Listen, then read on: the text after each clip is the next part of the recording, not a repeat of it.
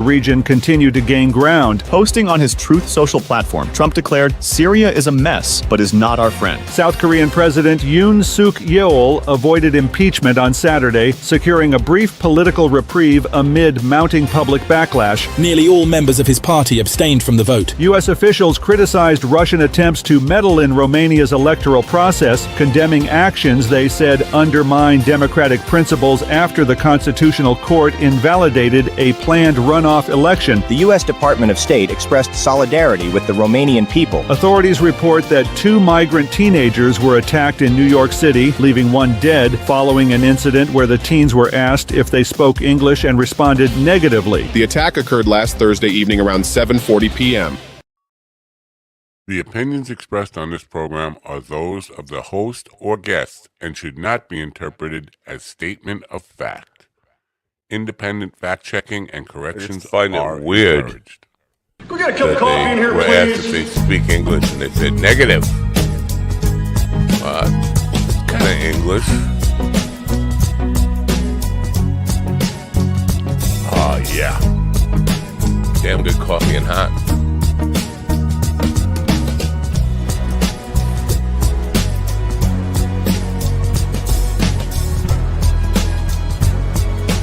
Wow. Damn good coffee and hot. My dog is your mind's best friend. Hey, what the hell? Why is he doing that? My dog is your mind's best friend. Damn kid. Wake up, America. You've got a wake up, dog America. that needs walking. What's going on over That's there? right, sunshine. Just put on a big pot of strong coffee and get ready to type your little hate mail with your opinions about Kumbaya and flat earth insanity. Kumbaya. Stand-up comedy? You want stand-up comedy? Well, we've got sit-down comedy. Wow. It's time for Coffee with a Dog. You make me laugh. Do I make you laugh? I'm here to amuse you. What am I, like a clown? Laugh clown? Is that what you think?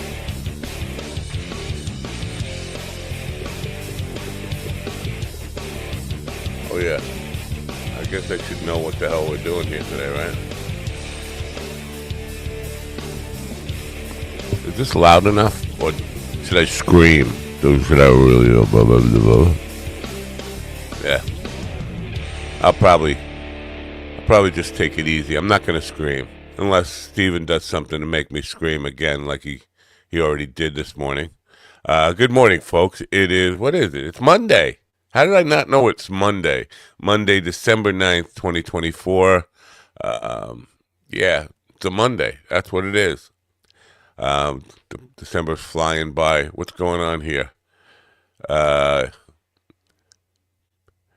Steven just said, I know. Jesus, man, lighten up, you little girly sissy boys.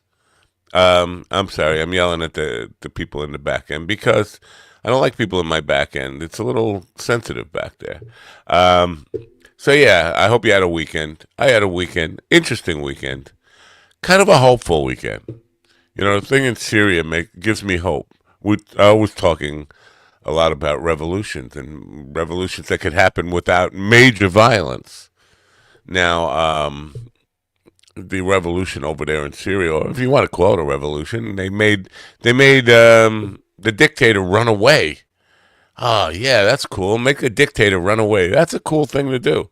Anyway, they're not good people. The people, I think they're Taliban or Al-Qaeda or something. They're bad people.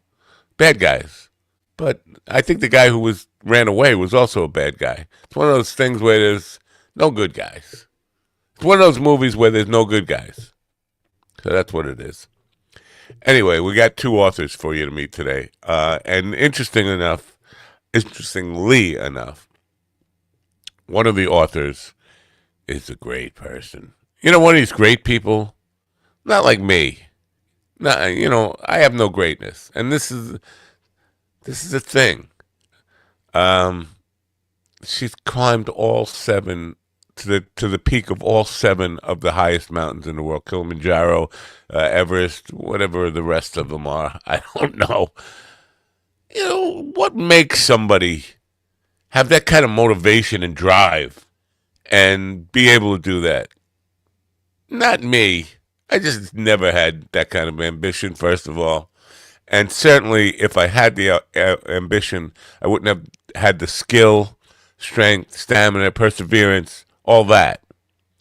It just makes me feel like a loser. Anyway, that's in our second hour. In our first hour, we're going to have a novelist who writes about mystery scientific inventions with spies and all sorts of intrigue like that. And I want to know, they say, write what you know, right? Well, how does she know about spies and mystery, secret, scientific, top secret inventions and all that stuff? So that's what we're going to do today. Yeah, I didn't plan it either. It just happens that way. So we're going to meet the guys in the dog pound, including Mr. I'm not on my iPad, I just popped in, Stephen the pop in, boppity bop, in just a moment. But right now, I want to tell you about Opus. Opus clip. Oh, by the way, before I do that, tomorrow night, Tuesday night, did I say I haven't slept? I haven't slept. This is why I'm just like, are you retarded? Yeah, I am. Tomorrow night, Tuesday night, I'm starting Paint with Matt, a new show here. I'm thinking maybe I shouldn't be doing it at night. It should be a daytime thing, but tomorrow night is going to be the first one. After that, I'll probably do it in the daytime. It's going to be acrylic painting. Get your canvas out. It's going to be a limited palette, limited brushes, cheap brushes. You can do this. Paint with Matt is supposed to be not watch Matt paint and say fuck a lot, which I will be doing, and probably drinking and smoking a little. But paint along with me. I can't tell you what I'm going to paint. Probably landscape, nice, easy landscape that you can do with limited colors, limited brushes. You can go to your art. You can get what you would get for a watercolor. You don't even need a canvas. I have a canvas back here that I've been playing with, getting some camera angles and all that stuff. But you don't have to do it on a canvas. You could do it on paper. You could do it with watercolors. You could do this on cheap, $1.55. I don't know where I came up with that number. I just pulled that number right out. But anyway, so that's tomorrow night, Tuesday night, 8 o'clock Eastern time. Paint with Matt. Be there. In the meantime, I'm going to tell you about Opus Clip. You get a free trial right now. You can get a free trial right now or right tomorrow of Opus Clip. If you want to sign up, you need some shorts cut up. You want to cut your shorts up so you can go swimming. Cut your dungarees down to shorts. I mean video down to shorts. Opus Clip is the tool for you. Free trial. Sign up today.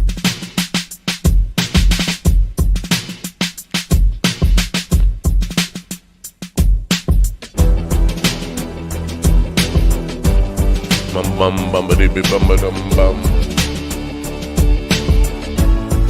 Oh boy, I don't know about you.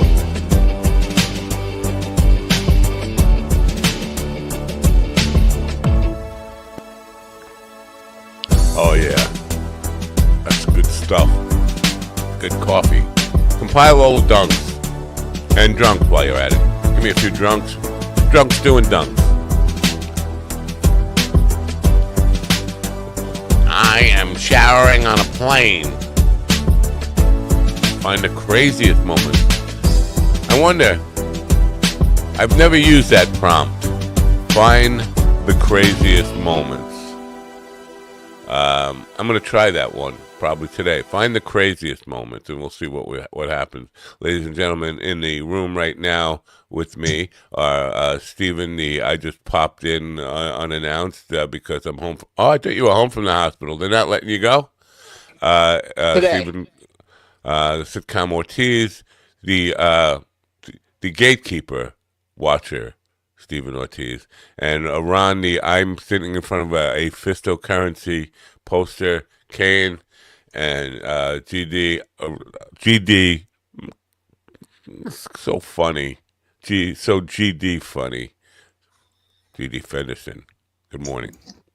Good morning, America. MyDogTV.com. And don't forget to join Matt tomorrow for Paint with Matt.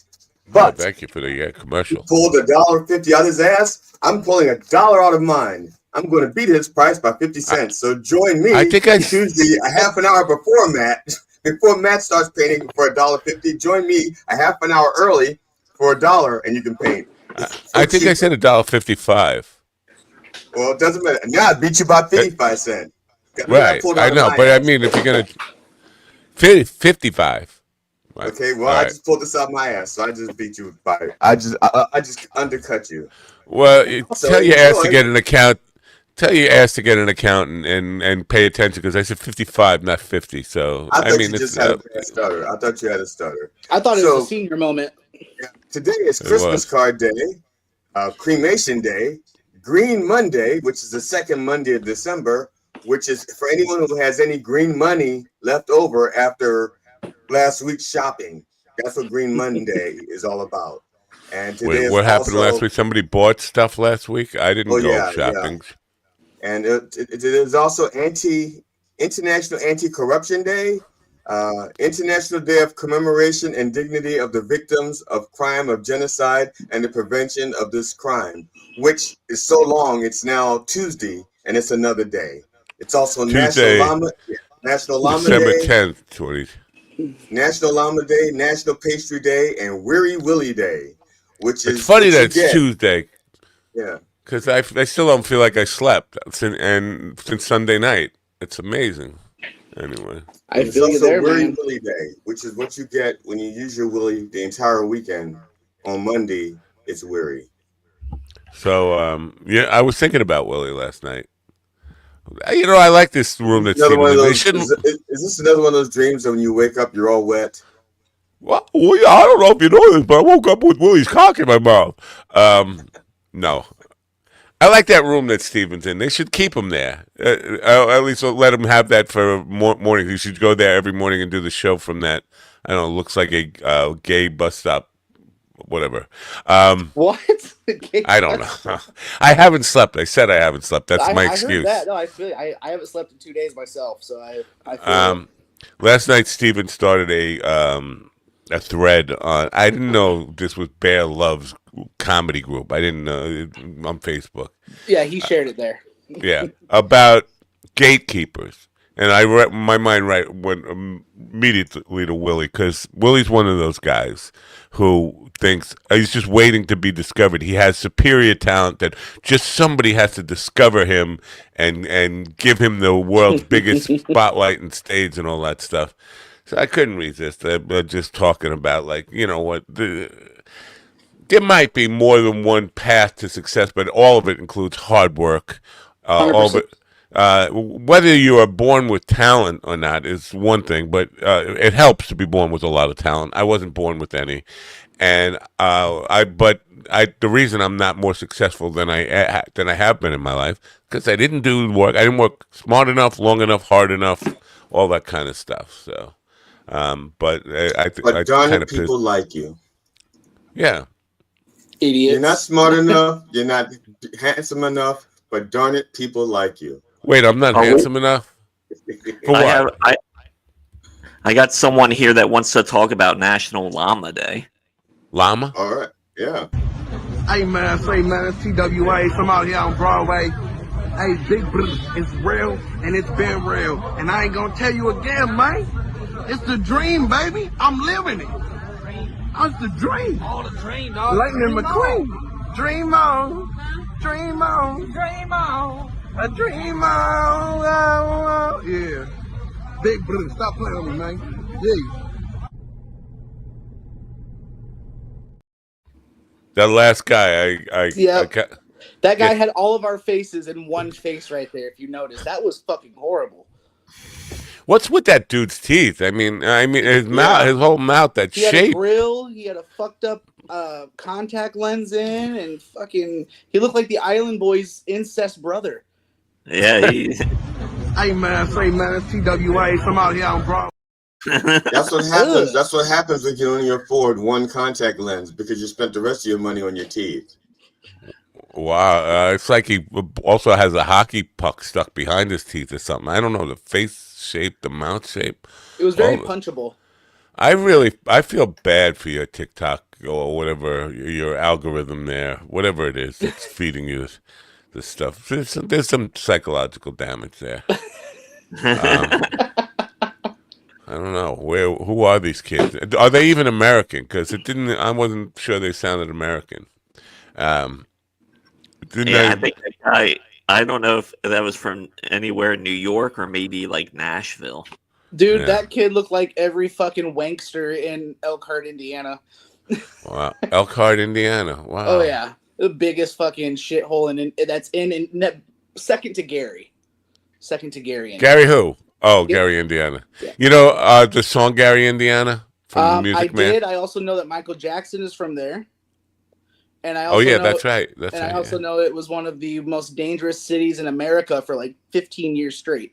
Wow. Okay, but that was only because of Joe Jackson and the way he beat his kids. Yeah, right. It was mainly dangerous. Really, one house in Gary, Indiana was a pretty dangerous place. Nobody even knows that his song "Beat It" was about his dad beating him. He's like, "Beat it, beat it." Yeah. My daddy likes to beat me. Yeah, it was really bad. Poor guy. Wow, look at Steven going off. He's got he's excited about going home. I am, dude. That and his I like it better where you are. I have to say that surrounding that you're in looks more professional. Can you just borrow that every morning? Just how far is that from your house? About 2 miles. So just go there every day and do the show from there. I'm gonna borrow the room I stayed in. I'll be out in 2 hours. All right, don't mind. And then you say the patient that's in the bed says, "Just could you moan a little more quietly, please? I know you have a bad pancreas infection, but I'm on the air." So hey, listen, can you die a little quieter over there? Somebody got a pillow. Mute his ass. That was me this morning. I don't know. I'm not going to talk about that yet. Not yet. No, there'll be a time for it, I guess, sooner or later. Now, I don't want to make a big political thing here today. I want to get to our guests, but Donald Trump tweeted this out this morning. I thought it was a joke. He said the Democrats are fighting hard to get rid of the popular vote in future elections. They want all future presidential elections to be based exclusively on the Electoral College. Now, he tweeted that out at 1 a.m. this morning. Any thoughts on? No, because I do not waste my energy on the ramblings of a madman. Is that it's sarcasm, or do you think it's serious? I mean, like he doesn't know? No, he's projecting. He spends most of his time projecting. I mean, if anybody knows anything, that's what he thinks he wants to do. But it's already there. I mean, what he's saying is already the situation. He said Democrats are fighting hard to get rid of the popular vote in future elections to base the outcome on the Electoral College, which is already the case. But no, it's not true. But it's not the truth that Democrats are trying to get rid of the popular vote, because the Democrats have won the popular vote in almost every election since, with the exception of this one. And this one, they lost by less than 2%. Right. So, but it makes absolutely no sense. And does he have people tell him, he didn't even pull it down. Nobody even said, you know what, maybe, even if I did something like that, I think one of you three would say, hey, you know what, you're wrong there. You might want to pull it down. You look kind of stupid. The three of us here aren't going to kiss your ass because we're not afraid that you're going to, do something really stupid like, I don't know, sick your followers on us and dock our information and shit like that. I have followers. Well, I'm pretty sure you do. Well, stalkers. The 7 that you have, yeah. Well, 6 if you 13 if you count the FBI, because they've been following him for years, hoping that he'll trip up and give us some evidence. All right, it's time to change the subject. Our FBI guys go out to lunch all the time, I've heard. All right. So Bear Love will be with us on Friday, December 27th, to talk about gatekeepers in comedy. And Maybe we'll invite Willie to come on and say, I don't know if you know this, but I bought a gate once. I had a gate. And I kept it. I'm a gatekeeper. Right. All right. We'll get to our first guest here now. I don't know what to believe about our first guest. I think she's lying to me. You know why? Because it says she's a bored billionaire. If she's a bored billionaire, not a bored billionaire, a bored billionaire. You know what I'm saying? Not bored. Not a bored. Not like a Monopoly board billionaire. Okay. A bored, like I'm so bored billionaire. Okay. I think she's pulling my leg. Steven, is she pulling your leg? Can you I don't know, but I mean, if I'm about to meet a billionaire, I'm about to see what I got to do to get a van. I'm not. Yeah, that's exactly my thought. Like, could I borrow? I don't know. $100,000 would change my life for me big time. I just need that van. That's it. That's it. Yeah. You know, I just before we bring on, I took a picture of something that blew my mind.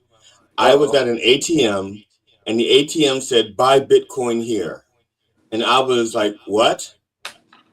Yeah, I did not know you could buy Bitcoin at an ATM.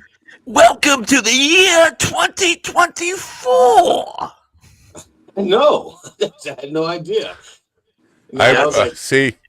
You talk cryptocurrency and Ron wakes up. He because he's got his own little coin. I don't know if you know this. Ron has his own coin. Yeah, douche coin, cryptocurrency. So one Bitcoin now is worth $100,000. That. Do you follow it? Do you know? I think that's the case. Yeah, it's about what it's at right now. So I could just use one Bitcoin. So if we could get her if we could trick her into just dropping a Bitcoin on the show, because we'll need some finance behind the whole thing to grow the company. I'm behind in payroll. I don't know if you guys noticed. I'm a little behind in payroll. I knew it. No, we noticed.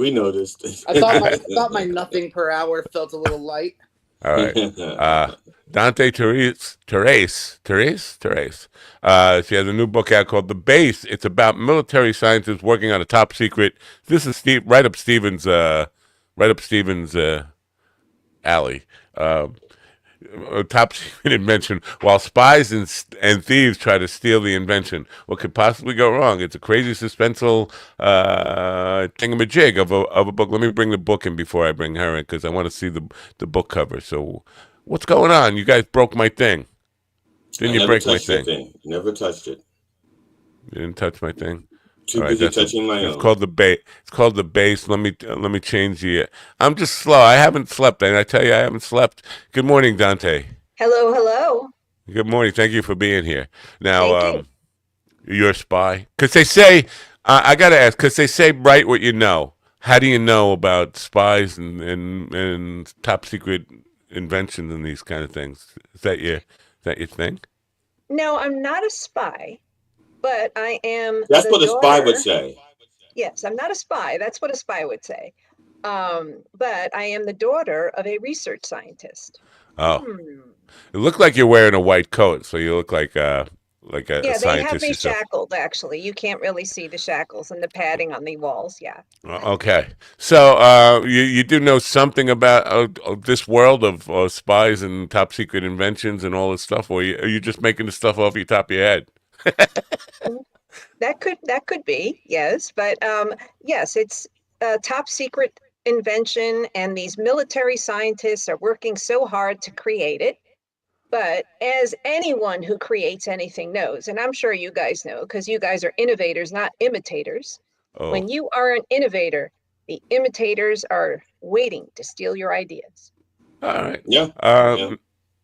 Watch out for them imitators. The Base Book 1 is what we're looking at here. Yep. The guys, I got to tell you, the guys on the cover there, do you know these people personally? Because they look a little shady. I would question their credentials. Are they real? They are kind of nefarious individuals, and they have acted in a Amazon series about mobsters. So you can bet that I was very, very nice to them, just in case they were mobsters. All three of them acted in the same Amazon film. Well, that's a strange coincidence, isn't it? They travel in threes. Yeah, the gangsters got to stay together nowadays. Yep. Okay. No, you're not really a billionaire. Are you really a billionaire? Do you have any Grey Poupon? Just kidding. I haven't pooped yet this morning, but I'll let you know what color it is later. Now, in the bio on your page, it says you're a born billionaire, but it said you had to write your own books because you had poolside AI went down. What is poolside AI? You mean Wi-Fi, or I mean AI? I think like, what do you have? An artificially intelligent pool boy? I have poolside Wi-Fi and then also poolside AI. Wow. For those of you uninitiated folks, and it was a terrible thing. It went down, and so I had to write my own books. All right, cool. You know, a lot of people are not writing their own books these days. AI is writing the books for them. I know, and it's so hard to get good help these days. So I had to write my own. Well, every day I get marketing stuff for. I got one that says start your own office, like an office of AI office workers for you. So you could have like your accountant, your administrative assistants, and all those kind of things set up as bots, I guess. Do you have seriously have a science background? Well, let me see. My father was a research scientist, and I am a baker pastry chef also. And those are the geeks in the kitchen. Chefs can't stand us. If they want to make something taste a little better, they throw a little bit of this in it, throw a little bit of that in it. But we baker pastry chef people, we have to weigh everything and measure everything, and they think we're nuts. Right. What discipline was your father a research scientist in? He was nuclear medicine. Oh. Yeah. Very cool. He had brains. So now, is this your first book? This isn't your first book, is it? No. My first book is the one with the spicy title, but you don't get any spice. It's called Sex, Death, and Diane. All right. Is that what happened to Diane? She got sexed to death? Yeah, she did. Okay. Anyway, so the base, however, is a series, and it's being adapted into a screenplay, and I hope to put those three nefarious individuals in front of the camera again. Now, are you doing the adaptation? Yes. Oh, yes, because the poolside Wi-Fi and AI, as I explained, have been down, so yours truly has to work. Well, I talked to a lot of authors about, getting their book made into a film, and that seems to be they're reluctant to do their own adaptation. I have, and rightly or wrongly, I give advice that whether it's based in good advice or it's bad advice, but I've always said it because I think Hollywood is lazy. People who make films are lazy. They don't want to do the adaptation. So if you bring them a screenplay, a finished screenplay, they're more likely to make your film or be interested in making your film than if they have to do it themselves. Have you written screenplays before?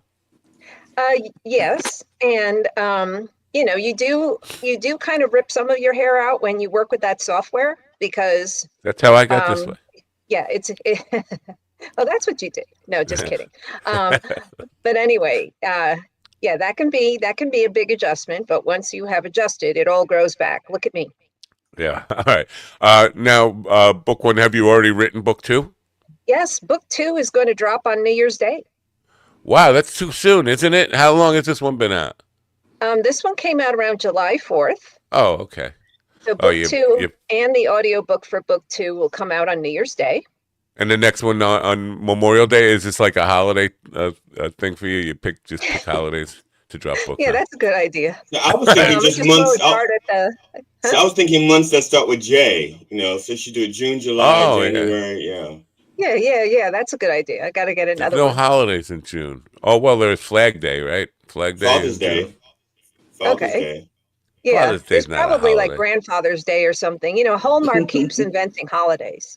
Yeah. What is today again, ZD? Today's something, right? Oh, yeah. Today is so many things. It's Cremation Day. It's Green Monday. It's Llama Day. It's Pastry Recycle Day. Steve's Thing Day. It is Pastry National Pastry Day. Oh, good. Yeah. Ooh. Donut. So now your writing style in this is it sci-fi? It's a top secret military invention. Some people say it's sci-fi light because I didn't go really super heavy on the sci-fi. And there's no spaceships or aliens in there. So you know how New Jersey right now, they keep seeing all these drones flying over them and stuff. Well, that's New Jersey. But anyway, it isn't like strictly sci-fi, traditional sci-fi. Some people say it is suspenseful fiction and sort of with a dash or two of science in it. Okay. The three gentlemen that you see on the cover are actually portraying military scientists, and they have to invent a top secret invention together. And do you ever say what the invention is? Well, it's top secret. That's what I'm saying. Do you ever say what it is? I know it's top secret, but do you ever, like in the book, do you say? Yeah. And it's called the. Oh yes, it's called yes. In the book, I dish. But the thing is the reason why it's called the base is if you are a little too good at your job in the military, instead of getting transferred every 3 years to, you're going to go to like Michigan next year, or you're going to go to Vermont next year where there's a base or whatever.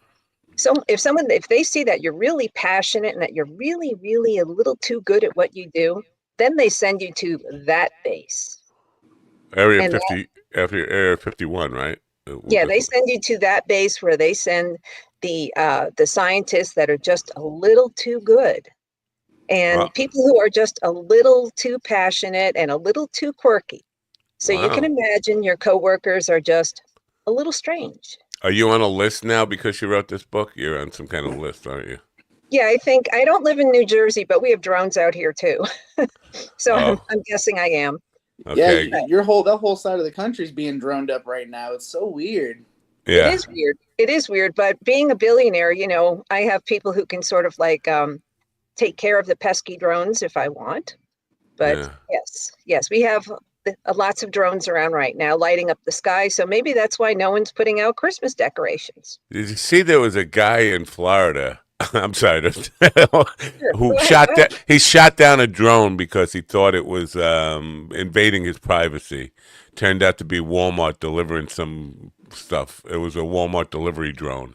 Shot it down. I think, you know, around in some of the other neighborhoods, people order something that's like $2, and the drone is worth a lot more than $2. You know, so when the drone comes, you know, the heck with the delivery. You know, I'm getting that drone. You know, yeah. Yeah, it seems like I wouldn't risk my drone to deliver like a bar of soap or something. Whatever, $1.55 is what you can get your art supplies for. That we're going to be teaching the class tomorrow night. So maybe that would be delivered by drone, but it seems like a waste of drone energy.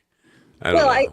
I think it could perhaps propel someone to become a billionaire like me. Yeah, you know, just a couple of drones out there. Yeah, and then resell them on eBay. Yeah, right. Okay, I have a question about the base, or actually the personnel on the base. You said they're a little quirky. You said that they're just slightly nuts. Okay, what about ethical? You know, you said passionate about what they do, but are they passionate to the point where, like, I insist that this military base only use this invention for civil purposes, not military purposes? You know, no, they're extremely passionate about what they do. You know, when someone has been totally immersed and infatuated with a subject for their whole life, like that kid who was obsessed with spiders since he was like 2, you know. Those people just have a different form of specialized, talent that other folks, even if they've studied their whole lives, they can't catch up with them. So it's like Donald Sutherland in Backdraft. You know, he's been an artist for so long that he doesn't see fire like we see fire. Fire is alive. Jeez, you're the only one who's ever seen that movie. It's no, Donald Sutherland watched one it also. person see it. Donald Sutherland also saw it because we watched it together. Oh, okay. So they're like exceptionally passionate about their specific little niche of science that they have studied.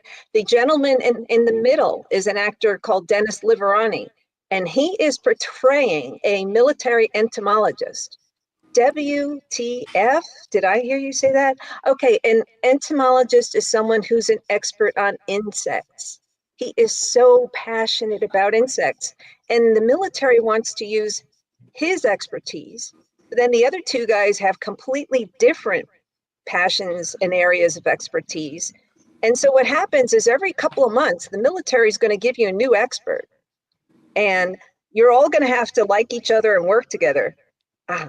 So you know how that is. I mean, when you've worked jobs, we don't like each other. We work together every day, but we hate each other pretty much. Well, you know how when they tell you you're getting a new coworker, you just kind of anticipate that with this mixture of hope and dread. So anyways, they're kind of like that too, where, what are you guys going to gift us with this time? And, and then the military also gives them a new assignment. Their new invention has to meet all of this list of criteria. It has to be able to do this. It has to be able to do that. And so they all get together and they throw their expertise in it, little dash of insects, little dash of microplasm, and let's see what we can come up with. I'm just my mind is spinning about the insect thing, how that's applicable. Go ahead, Judy. I know that they have drones the size of, I guess, insects, depending on the size of the insects, and they're teaching them how to think like group think, so they can relate to each other. So they know. So if you give one a target, they actually work as like a hive, so to speak. So that technology is out there. I don't know how perfected it is. And if you're adding ectoplasm to that mix, we're talking Ghostbusters. And entomologists would also know the anatomy of insects. So it's not too much of a stretch. Like if you see a dragonfly, you can see there's a similarity between a dragonfly and a helicopter.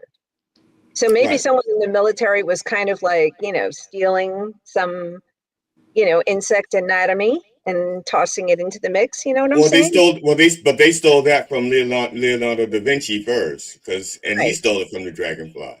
That's right, because there are no original concepts on the face of the earth. Right, or they stole that idea from watching the little maple seeds fall off a tree. Right. Yep. I'm not sure I'm on the same show you two are on. This dragonfly helicopter thing, I don't think so. I'm sorry, I don't think so. But wait, are you talking about the Omni thing, the Omnicopter? That's a real thing. I don't know what. I've never heard of it. Dragonfly helicopter. It's from the movie. It's from the movie Dune. Okay. But that's a real thing. I was confused for half a second. Now I'm even more confused. Thank you for adding to the confusion. Yes. Back to you, Matt.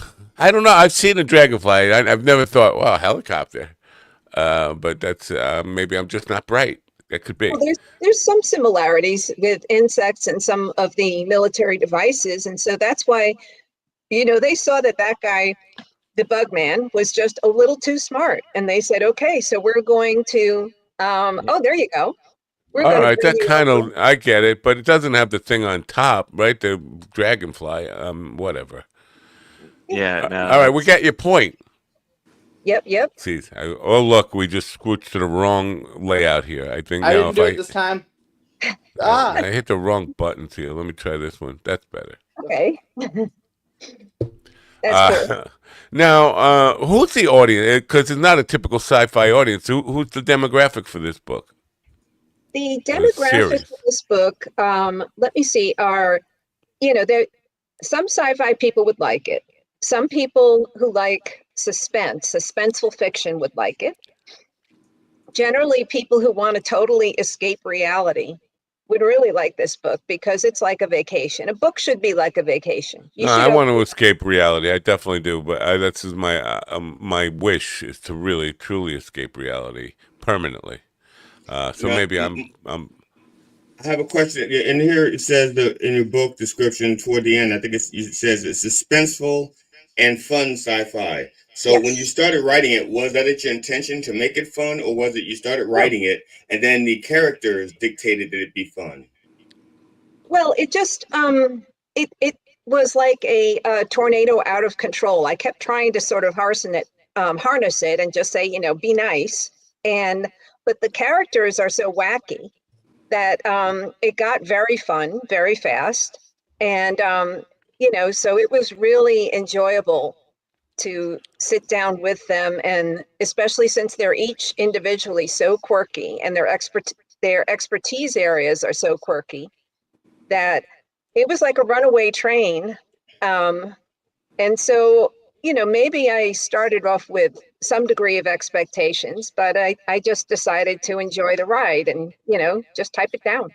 Wow. Okay, one other question now. The characters, because when you start writing, quite often people have the way they think their characters look in their head. Description, the way they walk, the way they talk, all that stuff is alive to them. You have these three people now on the cover of the book. How closely do they resemble what you think your characters would look like or should look like? And now, is their appearance going to affect the way you write, let's say, book 3, because book 2 is already written? Yeah, the difference between the different books is that, like I said, every couple of weeks or so, the military is going to throw in another scientist or another assignment. So, but these three are the main ones. And when I was envisioning like what they would look like, I knew the one actor, and then when I met the other two, they were identical to what I was thinking of. Like the actor with his head like tilted slightly toward the right, that is Mr. Doug Petrick on this side, and he's portraying Cullen, who in real life goes for a run every morning, like a lot of people do on the base. I did visit several bases. I hate those people. People who get up and run early in the morning. God, they make me feel bad. Like I need 2 hours before I can even watch them run. Don't feel bad, Matt. They're running away from themselves, and they can't get away. I thought they were running away from me. I thought they just took my wallet. That's why I hate them. No, you're broke for a different reason. They didn't say your wallet. You're just broke for a different reason. You need someone to blame. Yeah. It turned out that he's a runner also, and he actually did a marathon. Like, Lucky? Would you really want to run like 26 miles? Wow. See, now I hate him even more. Me too. Yeah. Oh, sorry, Steven. I can't run at all though. If that kind of clues you into why I'm upset. It's all right. Yeah. So what would you do if you stole somebody's wallet? You'd get caught, wouldn't you? I just wouldn't steal the wallet. Oh, that's very noble of you. No, it's not. Well, it's noble, but it's also because I'm scared of getting my ass beat. Take jewelry. You can hide the jewelry. You can swallow it. You can't swallow a wallet. It's self-preservation is all it is. It has nothing to do with having chivalry or anything. Yeah. You don't want 3 hots in a cot? No, just kidding. Yeah. So is it Teresa? How's your first name pronounced? Therese? No, my first name is Dante. Everyone is expecting a very tall basketball player or something like that, but they get this short lady. Hey, I feel you. When they hear my name, they think Puerto Rican baseball player. See, and your first book was something about an inferno, right? No. That's Mr. Alighieri. Okay.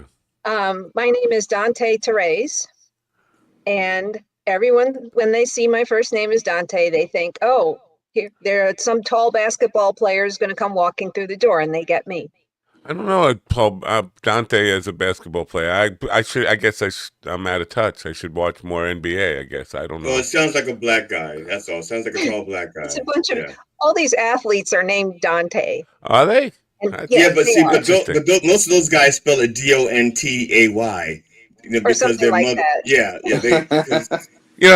Not to sidetrack the conversation at all here, but the Mets signed Juan Soto for 15 years for $750 million. Fucking crazy. It's insane, right? $750 million. That's almost as much as Dante has in her bank account. Right. Stuff like that. Yep. Yeah. But for 15 years, I'm like, 15 years is a career, and this guy's already been playing for 10 years. 15 years, he's going to be as old as me in 15 years. But that's the thing. In baseball, they can make the contracts for as big as they want because nobody ever reaches the end of their contract. Or almost no one reaches the end of those big contracts like that. Yeah, Bobby Bonilla is still getting paid by the Mets every year. I think he gets $1 million every spring, Bobby Bonilla. Still crazy, but yeah, I mean, I don't know. I'm sorry, because you talked about Dantes. I don't know any Dantes in sports, but you know what? I'll start following closer and see if I could spot a Dante here and there.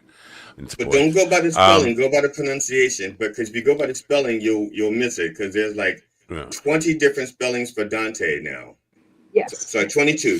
Two more just came in just now. Yeah. I have my Dante update. Yes, 2 more. There's 22 spellings for Dante in sports. Really? They give people Scrabble when they are in the delivery room. Yes. And a lot of blanks. A lot of blanks. So do you have? Yeah. Okay, you keep going. No, you go. Do you? All right. No, you go. No, you go. Let me come back to whatever my thought is. Now, this is not your first book, Diane and Sexy Diane, or whatever, Dead Sexy Diane, or whatever her name was. Death Diane and Diane. Yeah. Yeah, I'm glad the death came before. I don't know. Well, you see, you realize that death came after sex. You realize this book is about praying mantis. Diane is actually a praying mantis. So yeah, she's an Well,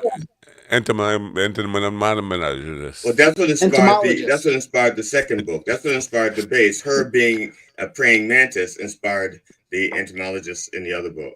I'm just curious. Is there a following that from the first book that also bought this book and left reviews on it? Is it the same audience, or did you throw your audience a curveball? Because the sex, Death and Diane thing sounds totally different than spies and military inventions.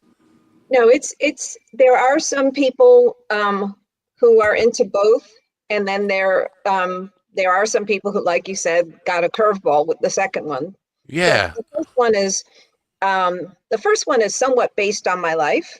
I grew up during the roaring 80s, great music, and all kinds of crazy stuff. So it's about me and my best friend in the small town where nothing ever happens. One person goes to college in the big city. The other person stays home in that small town where nothing ever happens, and something happens. So, are you self-published, or are you with the traditional publishing? No, I am self-published, and I am available on Amazon. Okay, then the reason I asked, and the links are all in the description, is that in the arts, no matter what it is, whether it's writing books, whether it's music, comedy, theater, all this stuff, they want you to kind of do the same thing over and over again, because they want your audience to know what to expect whenever they get something new from you. Now you seem to have gone the independent route and said, you know what, screw what business says. I'm too bored. I wanna branch out. I want to do what I'm interested in. I'm not interested in doing the same thing over and over again, which to many people in the arts who manage these kind of things, so that's the kiss of death. That's the wrong thing to do if you want to grow your audience. You a rebel? Is that why you're doing this? You're just No, I think my loyal friends and family and stuff like that encouraged me to take the plunge and put out a book. So that's where Sex, Death, and Diane came from. But as for loyal audience, I mean, the people who liked Sex, Death, and Diane, they'll like my maybe writing style and my voice. And so they won't hate the base, but the base is going to be a trilogy. And so that is going to be who I am. Right. No, I appreciate that. I would very much be the same way. I don't like that people in the business want you to really niche down. The thing I've heard for the last 45 years is they want you to be a McDonald's hamburger. Everybody knows what to get, what you're going to get with a McDonald's hamburger. Yeah, if they come out with something new, it's E. coli. If they come out with a new burger, it's still an E. coli burger. It just looks a little different. Well, those things do work. Like, my parents got into romance novels together, spy romance novels. Like, my mom would tie my dad to the chair and burn him with cigarettes. And after some time, that was the only way that she could achieve satisfaction in her life. Yeah, that will make a nice reel. Thank you very much for that. Believe it or not, he's telling the truth. He actually invited me over to watch once. I don't think so. I think I don't think you were. I don't think you were a cigarette butt in your father's ashtray then. No. I was just watching as more of like kind of like when you watch a train wreck, you can't look away even though you want to. Yeah. All right. Good teacher. So now you say a And trilogy. What is this? I'm sorry. I was trying to read it. 1.19 million every July 1st for Bobby B. Oh, the Mets thing. All right. Is he a New Yorker? Foul mouth teeth? No, he's from Texas. Texas. He's following the. He's from Texas. He's following the Bobby Bonilla story. So is it a cliffhanger on being a trilogy? The first book you leave him on the edge of the seat, or is there some kind of resolution in the story?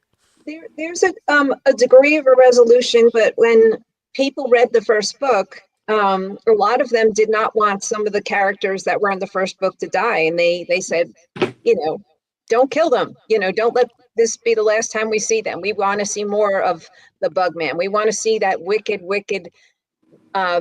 villain Venus. These are actors who are hoping to play the part in the next. They're playing the part in the first movie, and they want to be able to play the part in the second movie. So they're saying, "Don't kill him off," right? Ulterior motive. No, but if but you get some of the readers, like they're not going to be in front of the camera, but they really wanted to see Venus in particular get a smackdown, a lasting smackdown, and so book 2 was born. Okay. And book 2 is, And now for an inappropriate, kinky comment, we go to Ron Kane. Well, I was just going to say, if you need casting, I'm willing to do full frontal nudity. So. Ooh. Really? Alrighty then. Yeah. And I have great range. I can play a black eye with the dreads down or a black eye with the dreads up. I can play a black eye with the dreads back. Okay. Very It's true. versatile. I can play a drunk driving accident victim. I can play the drunk driver. I can play somebody in a coma. Bad basketball injury, maybe a war vet. Yeah. I can't play anybody. I play a dead guy. You can play the guy who snatches the other eye out of somebody who has one good eye. Yeah, you're the medic. All right, let's not go there. So now the second book is coming out January 1st. The third book already written? Third book is just about to be sent off to the proofreader. All right. I'm curious, with three guys, is there a single protagonist in the story, or is it a three-pronged protagonist? All these the military is the protagonist. The military is the protagonist. No.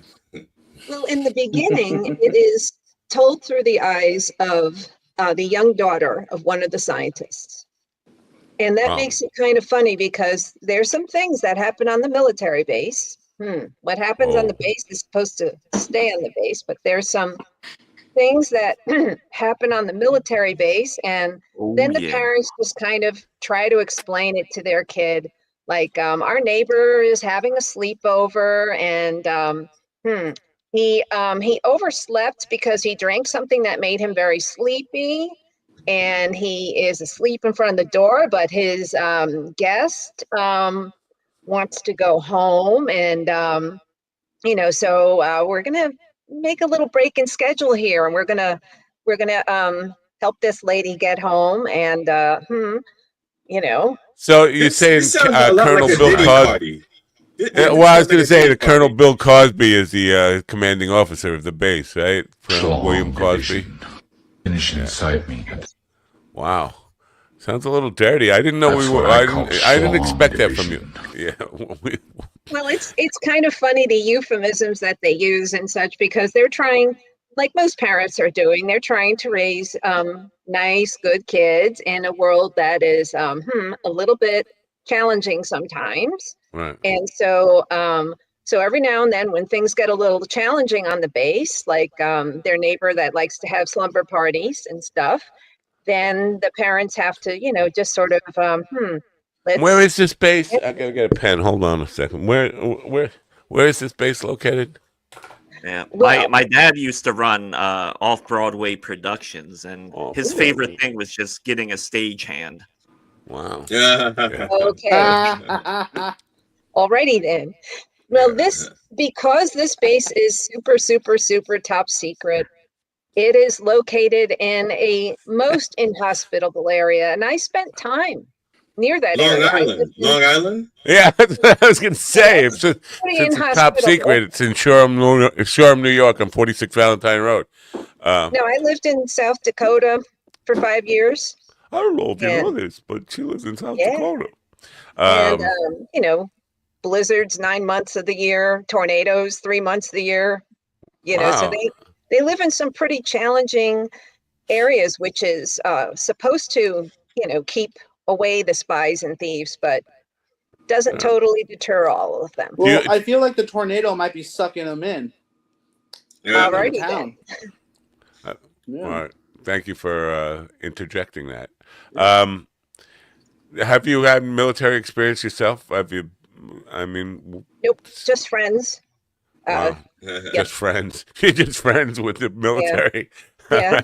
I've had military friends on the base. I don't think you can trust them. They don't make good friends. I don't like them. I don't like them. It depends. Depends on the branch. It really does depend on the branch. Everybody knows you can't trust the Navy, but or the Marines. The Coast Guard, they're pretty reliable, but they're only part-time, really. Wow. National Guard, they're pretty decent. Sometimes. It looks like you guys have chased Matt Timney away. We only have foul-mouthed teacher commenting over there. We had for the last week or so a fellow named Matt Timney just commenting all day long in the chat room, you scared him away. Well, what's weird is we haven't seen Ian in a few days either. Yeah. Okay. So now those drones. Sorry. Yeah. So now this book, are these guys? Are they aware that you're pitching it as a movie and they want the part? Have they? Yes. They've already signed off on that. That's interesting.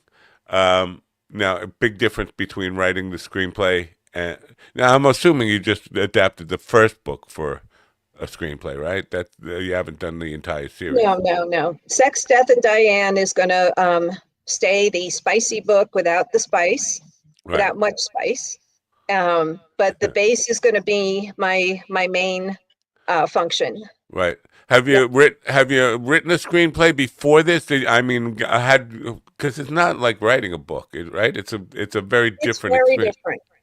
It is very different, and I'm sure you guys know because you guys are content creators and such that when you what you have to do at the very end of an episode is make people want to come back for more. Right. You can't just write, please come back for more at the end of it. That's why nobody ever comes back a second time. I forgot. I did not know that. We're supposed to give them a reason to come back. Usually I sign off by saying, get the hell out of here, don't come back. I gotta rethink that. Maybe those two guys that you're talking about that are missing, you need to I did threaten one of them on Friday, I believe. Or he perceived it as a threat. I wasn't a threat. I just want to know what happened to Evil Ian. What you're saying is we should have learned something from the Beverly Hillbillies. So at the very end, when they go, take your shoes off, y'all come back now. Yeah. That's right. That's what you do. Yeah. Yeah. You're really selling crack. It's just that it's written down crack, and they don't know it. And so at the end of every episode of your crack, that's when you deliver the crack. We're more meth heads, really. That's right. We don't have enough. Yeah. No, I'm a crack guy but the thing is my plumber shows too much of it. So yeah. Ooh. Yeah. Okay. He's like you. He's a gardener, and now but basically gardens just low hanging fruit. If you couldn't tell already. Alrighty then. So now your other hobbies do include gardening, right? What do you grow? I was growing a bunch of flowers. I was littering the Rust Belt with daffodils and all kinds of flowers. Oh, flowers? That's not gardening. That's like I don't know. That's flower crap. Yeah, it's just not the same. And unless you have like a couple of pit bulls outside your garage and some grow lights. I mean, that's that's what everyone around here is doing to become a billionaire. But anyway, I was just. Well, I was thinking more along the line of some of my vegetables, like, string beans, broccoli, vegetables. That's what I don't know. That's why I invest in Fisto currency. It's never left me down. All right. Alrighty then. Yeah. So yeah. Now, are you doing any like special events, signings, or those kind of stuff for the book releases, or any of that stuff? Do you do that? You know, I did a really fun one out here. It was for like the first annual Comic-Con out here. And so all these people were showing up dressed up like superheroes. I mean, big guys in spandex. Furries? You got furries? No. The furries, that's in Pittsburgh. Those are people who have like the human-sized litter boxes in their home. Well, in Oregon, actually, there's a DJ Avian, who throws these big dance parties, and everybody shows up as furries. It's kind of weird. Yeah, they have whole furry conventions too. It's gross. It's so weird. Yeah, Go ahead.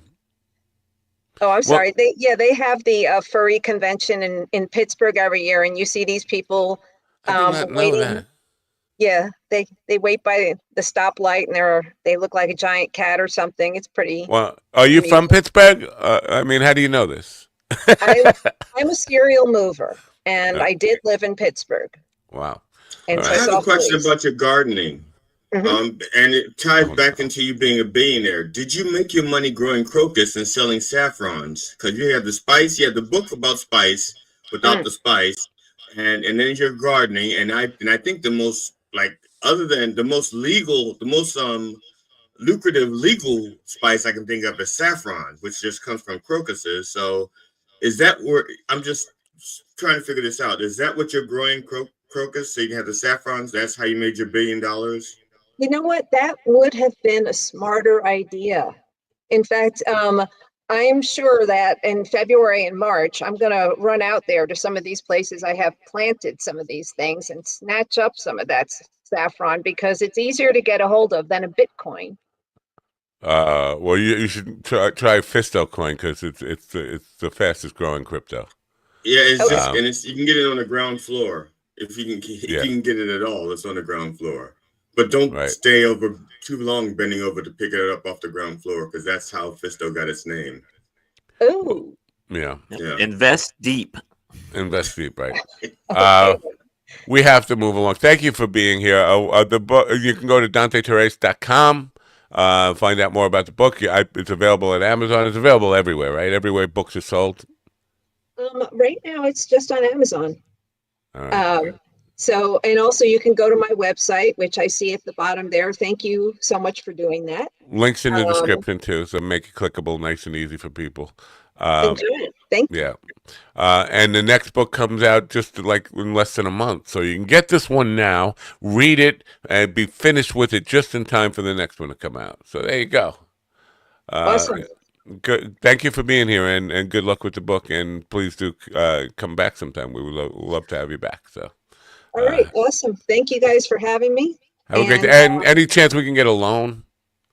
Like, I don't know, 100 grand. I'll think about that. And you know, when we get ready to shoot, maybe you guys want to be extras or be villains. I definitely do. I have an IMDb page. I have some movie credits. I could definitely, and I could play just a dude. I could play a dude, a bald dude. If you got I just couldn't get any credit. I'm a black guy, so yeah, and he could be my black friend, like a dude and his black friend. If you could write that into the screenplay, the dude and his black friend.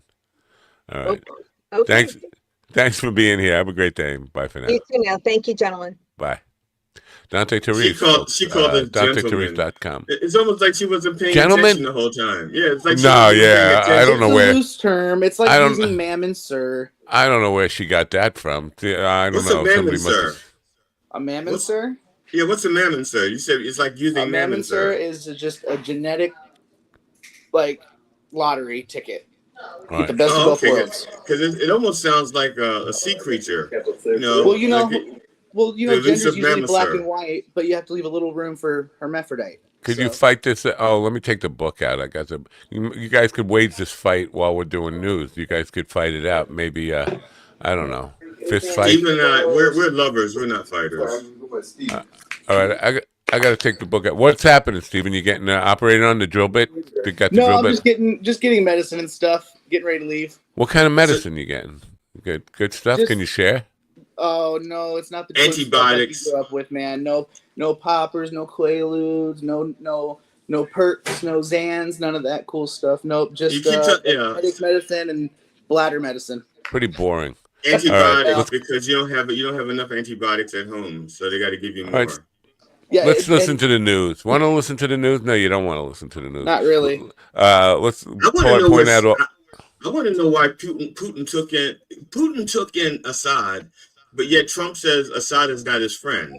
It's like you'd think that friends of friends would be friends. You know, this isn't high school. You can have more than one best friend.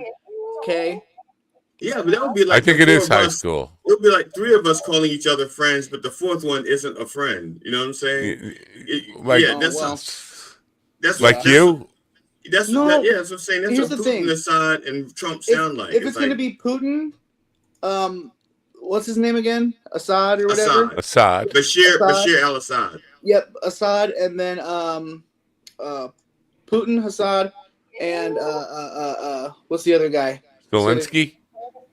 And Zelensky, and then you have the wallflower, little Kim Jong-un, the little fat Asian guy. It makes them all look handsome.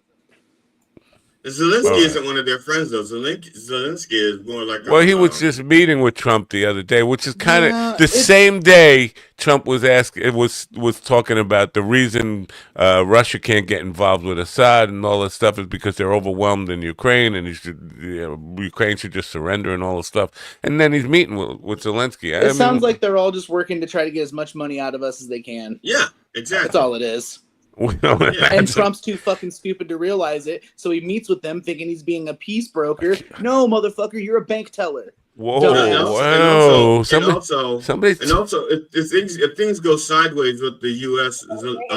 Ukraine relationship, Zelensky could always say, "Look, I reached out to him. I was being nice.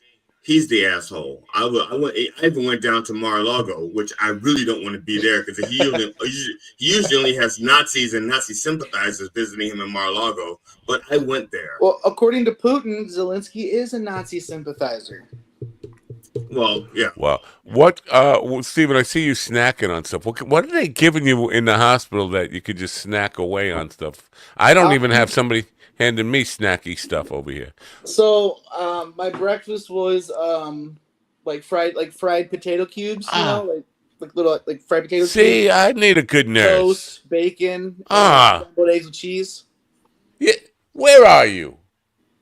All right. You have to admit, Matt, you have to admit yourself. You have to admit yourself. U.S. officials criticized Russian attempts to meddle in Romania's electoral process, condemning actions they said undermine democratic principles after the Constitutional Court invalidated a planned runoff election. The U.S. Department of State expressed solidarity with the Romanian people during what it called are you offended by that calling it a runoff regarding the integrity of 100%. Their elections. State Department spokesperson Matthew Miller stated, "The integrity of Romania's elections is paramount for Romanians' hard-earned democracy." Jim Kender reported.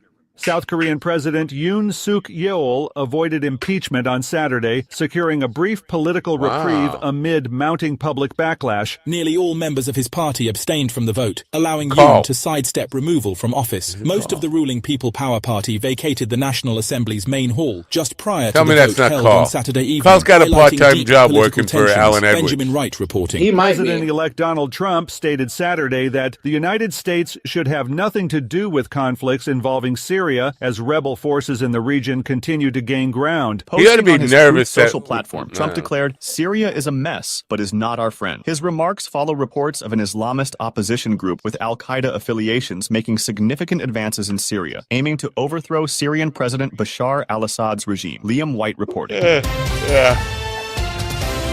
So that's the problem with him being so behind in the news. Bashar is gone. Syria has fallen. They don't mention anything about Juan Soto. The Connecticut Appellate Court upheld a $965 million verdict from 2022 against conspiracy theorist Alex Jones, rejecting his appeal. The court concluded there was sufficient evidence to support the damages awarded to the families of Sandy Elementary School massacre victims and an FBI agent. The unanimous ruling emphasized the traumatic threats and harassment the families endured due to false claims by Jones and his associates that the massacre was a hoax. Kevin Sanders reporting. 6 individuals traveling in a car in Newark, New Jersey, died after their vehicle plunged off an elevated roadway Friday night, local officials said. The vehicle somehow went off the ramp, became airborne, and struck a support column for the Pulaski Skyway before landing on the ground. Upon impact, the vehicle caught fire, the prosecutor's office stated. The identities of the 6 victims were not immediately released, and the investigation into the crash is ongoing. Kyle Norris reporting. Authorities report that 2 migrant teenagers were attacked in New York City, leaving 1 dead following an incident where the teens were asked if they spoke English and responded negatively. The attack occurred last Thursday evening around 7:40 p.m. when 3 men speak English the teens. negatively? After the teens indicated they did not speak English, they were assaulted, police said. Responding to a 911 call, officers discovered a 17-year-old male fatally stabbed in the chest and an 18-year-old male with a stab wound to the left arm in Lower Manhattan. Lawrence Keller reporting. And that's the latest news headlines with Alan Edwards. See, you responded negatively. I guess that means you speak English, not that you don't speak English, right? Well, maybe he just did this. Maybe he went, je ne sais, no. Because you can say no in like 150 languages and it's still no. I think Alan Edwards is probably one of the smartest people on the planet. Because here's what I think he's doing. I think he did a voice proof, right? Which gets all the consonants, syllables, and vowel sounds, gets all of that, right? And I think he threw his voice into an AI machine. So now all he has to do is copy and paste the news into the AI machine. It spits it out with his voice, and then he gets to send it out. I bet that's what he does. The AI machine, you say? Well, yeah, Chat GPT or Grok or whatever he's using. Grok? Yeah. Or Poolside AI. Or Gemini or Poolside or Apple. Yeah, you know who Claude? You know about Claude? Because I saw this thing, Claude versus Grok. I've never heard of Claude before. Never heard of Claude. Mm-mm. Yeah. But yeah, I'm pretty sure that's what he's doing because his speech patterns are so artificial. Appellate? Well, that, or when he says certain countries, or like when he said, what was the one he did that was really funny? Said Romania. That sounded right. Romania sounded right, but he was doing some acronym and he ended up saying it like a word. I can't remember what episode that was that we were doing, but man, it was either way. I think he's a genius, and I applaud him for his ingenuity. Like he was talking about the University of California left association, was it UCLA, and he called it UCLA. The UCLA it was something like UCLA that. Bruins. It was something like that, though. The UCLA Bruins scored first. Wow. All right, that's a show for you, folks. We're not going to talk to the mountain climber lady. No, we're expecting the mountain climber lady. I had questions for her. I had questions for the mountain climbing lady. Of course you do. I was going to ask her if there ain't no mountain high enough. No, because in the text there it says that she's done over 150 plus miles across various deserts, and I want to know deserts. Yeah, deserts. I want to know what deserts, and were they laid end to end? Or is this like I did a 5-foot dessert and 10-foot dessert and I added it up later? So I want to know if they were laid end to end, or is this an accumulation of desserts that she? Maybe she's a cake sitter. I'm surprised Ron doesn't have some like kinky food sex thing lined up. I know it's sending your parents a letter. Tell them you're a whore. What the hell was that? I'm sending your parents a letter. Tell them you're a whore. Yeah, but the music I'm sending your parents a letter telling them you're a whore. I know what she's saying. I'm sending your parents a letter. Tell them you're a whore. It's the music gets me going, and I want more, and it just cuts off. I want to dance now. I'm just getting ready, and they kill the band. Like, shut up. Steven sent an attachment to me about some old lady. And I listened to it like 4 times. I still have no idea what the old lady says. I don't know what the point of the video is when the lady is like, I have no idea what she says. No. Oh, hey, times. You need some background music for that. I got a nice slip here. Oh. That if the Nuggets don't win this, that was a good one. Don't try to get me on that. They might have to break up the team. Lou, are you buying that this is the last dance for the Denver Nuggets? Wow. Oh. What did she say? Nuggets? Yeah, it's right at the beginning. Yep. That if the Nuggets don't win this, that if the Nuggets don't win this. Oh my gosh. Look how big Ron is. Why did he get big like that? He's heard that before. I know. Hey, so the video I sent you guys yesterday was a grandma. It says Granny flexing her rare OG emote, and she's holding a shot glass and goes, "Hail Hitler!" And they're like, "Grandma, no." I don't know. You didn't send me a video, and that's fine because I probably wouldn't open it anyway. Probably not, but it's adorable. I mean, it's awful because she's a Nazi. Adorable. I don't think men are allowed to say adorable. I didn't know that. Men can say adorable about children and old people. That's it. So I'm adorable? I sometimes. Wow. So you're a child? Sometimes when you start getting a little angry, you get that little vein right there, and I'm like, oh. That vein. No, that vein angry. You mean stays angry, right? It's like in Marvel when he says the Bruce Banner, he goes, "It's time to get angry because I have a little secret. I'm always angry." Yeah. I'm sending your parents a letter. Tell them you're a whore. Wow, that's loud. He jumped. You okay, Matt? It's stunned me. We have a guest here, but it doesn't have a camera on. I'm thinking. Matt jumped and got another price out of his butt. He said, "Whoa!" He says, "What's $1.70 now?" Wait, you think I was actually getting money? I just got the price out of it. I didn't get actual money. It's just the price just went up. Like, whoa, $2. Wow. Oh, okay. I don't know whether I should bring her in. I don't know if she's planning on getting a camera. Maybe she left it at the top of a mountain. I think she's got dessert on it. What should we do here? I'm at a quandary. I don't know what to do. Okay, well. I'm asking for advice. Don't give me Maybe we bring her in, see if she has audio. Maybe we can walk her through if she's having any technical issues. You could do it because you're like from the Genius Bar, right? That's where you're from? I was Apple certified for a few years, yeah. But that was on the phones, not the computers and shit. But it's all kind of the same. So. Let me see if I do this. Dianette Wells has a name that sounds like Pep Boys and the Dianettes, right? Sounds like Scientology. Well, furniture. Dianetics. That's Dianetics. Anyway, I don't know if she can hear me. I'm just going to bring in this blank screen. Good morning, Dianette. Oh, whoa, there she is. Hi. There she is. Hi. Good morning. Good morning. I didn't get a chance to read your bio. I just want to tell people, like, you're one of these people who's an exceptional person. You've done you're like a extreme athlete, and I'm intimidated by people like you, and I want to know what makes you so much better than me. That's what I want to know. Nothing. Just makes me crazier than you. Actually, I obviously have to have a lot more drive than I have because I would never have the ambition to climb one mountain, never mind 7 mountains to the peak. But the perseverance, the energy, all that kind of stuff. Were you always that kind of?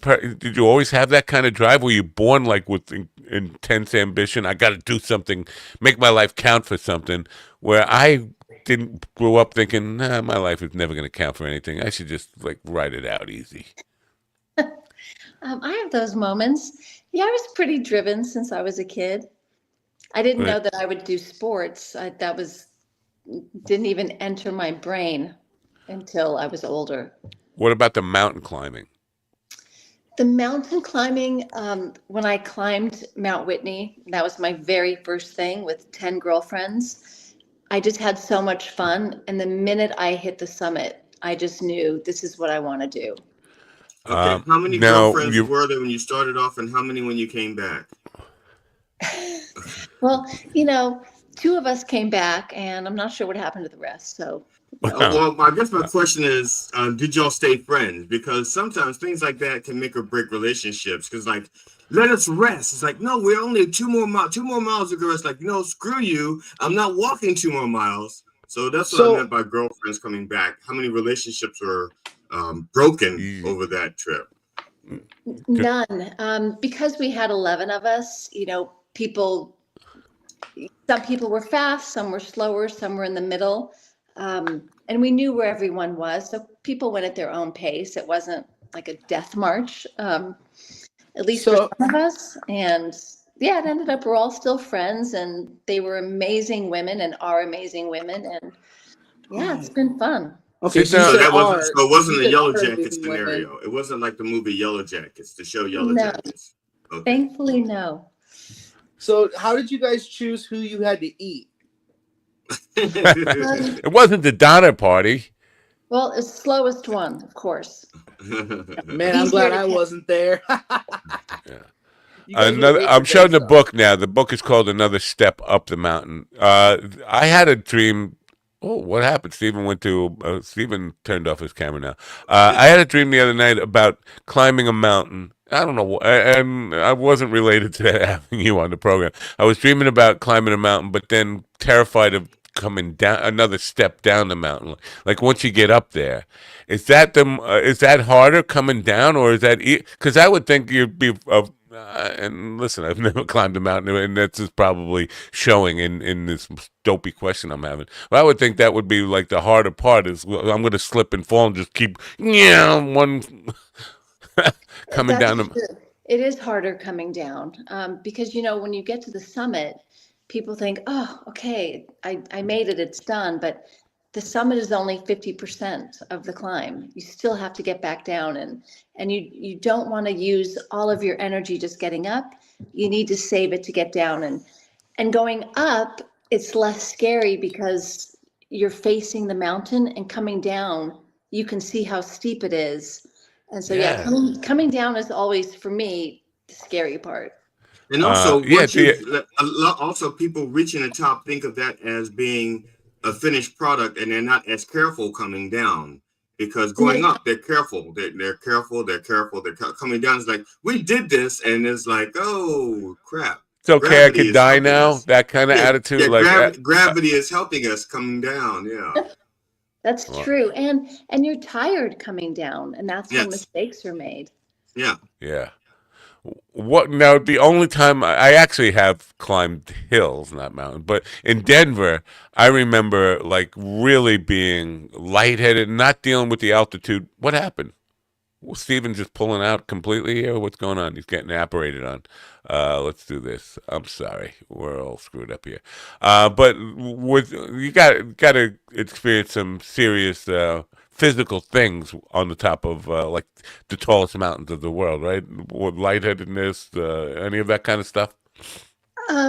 Because, if you go up fast, say Whitney, you can get lightheaded. The other mountains, I wasn't too lightheaded because we take time to acclimatize, and you think you're normal. Say on Everest, I did Sudoku from base camp all the way to the South Col, and you think you're normal and you're thinking clearly, but I couldn't do a basic Sudoku puzzle at the South Col. I mean, the easiest one, my brain just wasn't working. Even though I thought it was not. Wow. Now, was it working in another way? Because Sudoku is more logical. So was like the creative part still working? You understand what I'm saying? I don't understand. I still had a sense of humor. I was still having a great time and having fun. And so the fun part of me was still working, and the drive to get to the summit was still working. But to do something that really required brain power, it was gone. The question I have, like, you get up to the summit, how long do you stay there? Because I'm like, mission accomplished. All right, let's get the hell down now. Do you stay there for a while, take it in? I mean, what do you do up there? Well, for me, I stayed up there for 1 hour, and I waited for the rest of the team to come. And yeah, you have this goal for so many years, and then when you're finally up there, you just want to savor it and make it last a little bit. And Yeah, I stayed for an hour and then I realized, okay, time to go down. And yeah. Is there any kind of like, I don't know, post-event letdown? Like, I don't know, like, now what? All right, I did it. Now what? Now I have to find a new goal for myself. Like, well, next time you climb Everest and you take a little box with you so you can stand on the box and you'll be like another foot taller than Everest. So it's like that way you've added to your record. My question is, how many dead bodies did you pass on the way up? And do you like have like a little moment? Do you have like one of these moments you pass the dead body and you go like, or do you just say, oh, another dead body and keep on going? I passed a dead body who I knew. I knew him. I didn't know who it was when I was going up. And as you're going up, you're wearing a headlamp because it's dark. And just out of respect, you're not looking at that body. Coming down, I knew the person sitting with this person. And, the guy was upset. He had tried to save him when it happened. And so I sat with him for a little bit with the alive person and the deceased person.